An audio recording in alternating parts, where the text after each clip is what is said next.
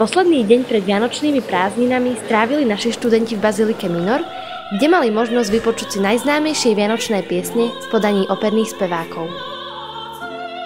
Moje meno je Juraj Havaj, som predseda občianskeho združenia Kultúra Humána.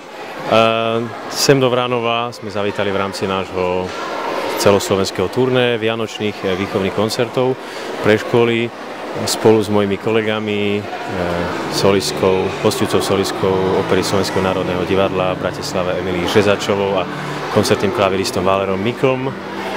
Podarilo sa nám získať pozvanie aj od pána riaditeľa gymnázia, aj ďalších škôl tu vo Vranove.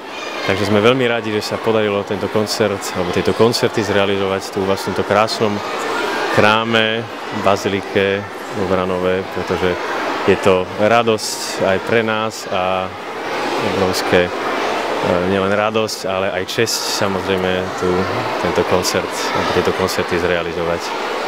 Je tu čas Vianoc. Čo pre vás znamenajú Vianoce? Samozrejme Vianoce pre mňa osobne nie sú len časom oddychu a hodovania, tak ako iste pre všetkých, aj samozrejme aj pre mňa, ale je to predovšetkým čas takého vnútorného upokojenia.